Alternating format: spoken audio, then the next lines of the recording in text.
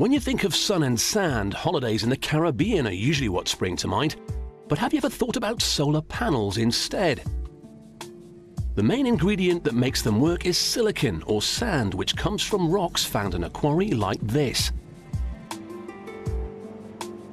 It's out of the quarry and into the fire.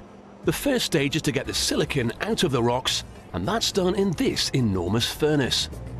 Temperatures reach well over 2000 degrees Celsius. This is unbelievably hot and also quite dangerous. To keep their eyebrows safe, the men work the ore using long poles. Silicon is used to make everything from window glass to the processors in your home computer. And without it, a solar panel just wouldn't work. Huge barrels are used to carry it around the factory. Nothing else could withstand the immense heat involved. In this form, it is liquid molten silicon, but to make solar panels, certain chemicals need to be added to it. First, the ore needs to be crystallized, which occurs here in this cooling machine. The silicon is so hot it could melt right through it, but the boffins have come up with a solution. Cold water is pumped round it as it works, which acts like watery air conditioning.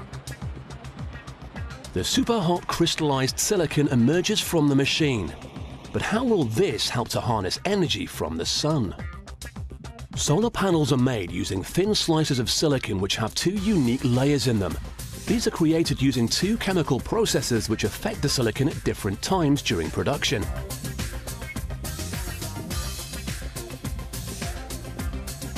Time for stage 1. This is where the first chemical is added.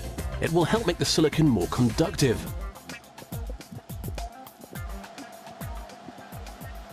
To get the two combined properly, the tank is sealed into a large furnace and left for 2 days. It's like cooking a big stew, and the chef keeps a close eye on his recipe. When the buzzer rings, the cooking is complete. The furnace is opened and the silicon block emerges.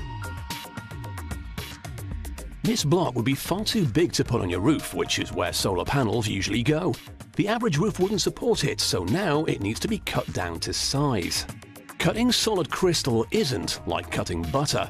It can be very dangerous, so a protective shield is raised to keep workers safe. Diamond-tipped blades then slice through it, cutting individual panel-sized columns ready for the next stage. The columns are now the right size, but they are still far too thick to convert the sun's energy into electricity. So they need to be cut down even further by this machine.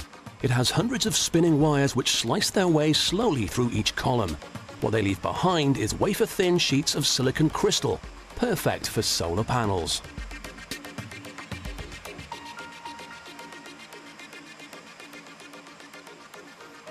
The slices must be separated to be cleaned, but no machine exists that's sensitive enough to do it without breaking them.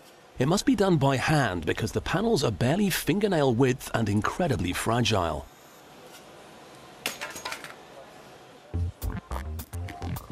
Wherever humans are part of a process, contamination follows because we release millions of dust particles. The freshly cut slices must now be thoroughly washed before they can be treated with the second chemical. Once the treatment is in place, the panels are returned to the furnace and baked to create the two separate layers. No, this isn't a pattern for a new kind of urban camouflage. It's the basic unit that makes up a larger solar panel. It comes in two different colors, but this isn't a fashion statement. The blue shade is added so the panel can absorb more light and make more energy.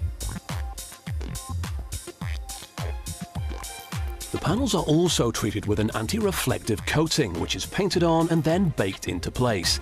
Any light the panel reflects would simply be wasted energy. Now, the panels are clean, properly treated, and wearing this season's colors.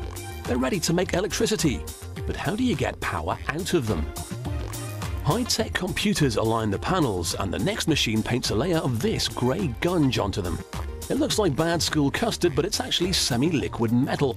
It helps conduct energy from the panel into the electricity grid and through a plug into whatever appliance you're using.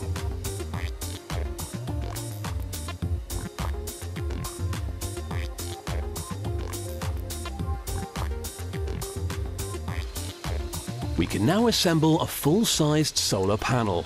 Each wafer acts like a battery that generates its own electricity. But to get power out, the panels are assembled in rows connected by metallic pathways.